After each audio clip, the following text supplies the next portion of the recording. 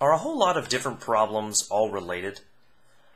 When I make a choice of a weapon in a video game, see a character's moral or technical dilemma in a film or show, or I'm reading a research paper, I regularly identify core elements of these works that have some same root, and I draw connections between them because they feel so similar to me. I think these connections appear because of a mathematical mindset I have. I've always been in kind of the STEM world.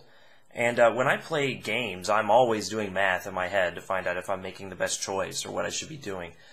Just like people researching or writing papers about techniques or new designs to solve problems, which was the reason that I started thinking about this today.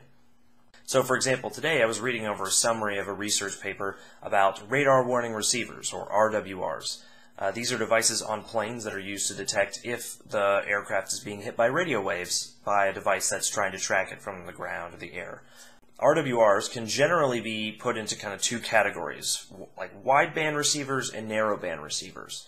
The wideband receivers look at a huge array of the electromagnetic spectrum because radar pulses could be coming in from any part of that spectrum, and it just looks at that for a long while. While the narrowband receivers look at a very slim little section really rapidly, so it kind of jumps around. So what this does for, let's say, the narrowband receivers is make it so the detection rate is pretty small because there could be a wide array of pulses happening outside of the small narrow band that the receiver is looking at. But it does make the interception rate or identification rate much higher because once it finds something in that narrow band, it knows with a high degree of certainty what it is. The opposite is true for a wideband receiver because it's listening on this wide band, so it will capture everything. The detection rate is pretty high, but the identification rate or interception rate is much lower because it can't quite tease out what's going on amongst the lots of pulses, lots of noise. So this to me is the same kind of cost-benefit analysis or trade-off that you see in all sorts of industries, fields, life situations, and I mentioned games, big or small. Another way I relate this is in kind of a classic fantasy game situation where you are choosing your weapon, and you can either choose a sword or a battle axe. And as is often the case, the sword does less damage than the battle axe, but it is more reliable. It will hit more consistently. But again, the battle axe does more damage even though it's a little less accurate. And so that's a really common choice you have to make.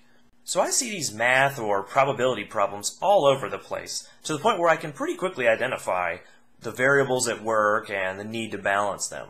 And I'm actually going to take that fantasy game example and just kind of play out the math, just for fun. So if we were going to put numbers to this, let's say that the sword does 10 damage per hit and has an accuracy of 90%, while the axe does 16 damage per hit but has a 60% accuracy. This is a pretty basic probability problem, where what you can do is try to find the expected or average value for the amount of damage that you'll be doing, because presumably you'll want to maximize that. So what you want to do is enumerate or kind of list out all the different possibilities of what can happen. In this case, it's pretty simple. You either hit or you don't, but you weight those things based on the probability of them happening.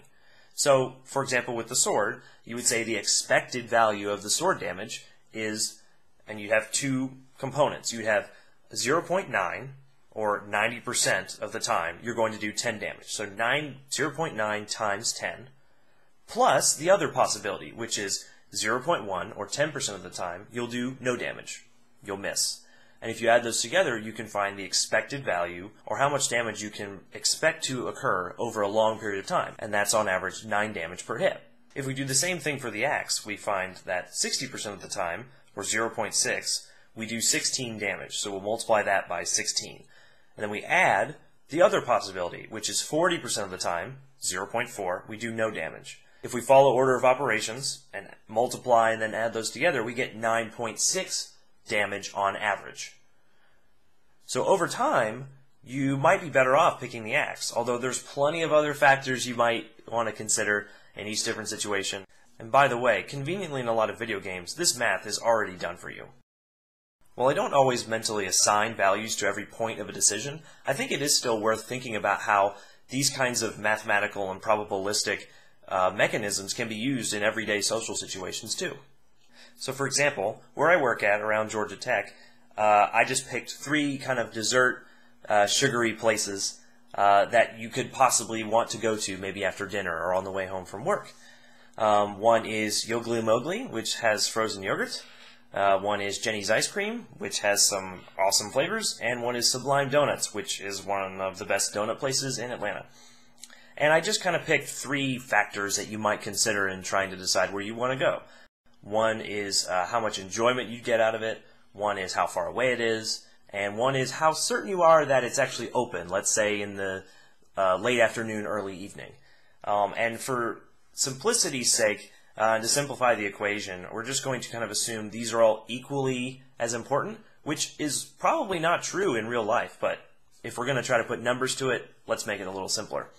If we actually want to find out which one of these will maximize my happiness, then we should rank each of these categories and assign, the best one 3 points, let's say, the middle one 2, and the lower one 1 point.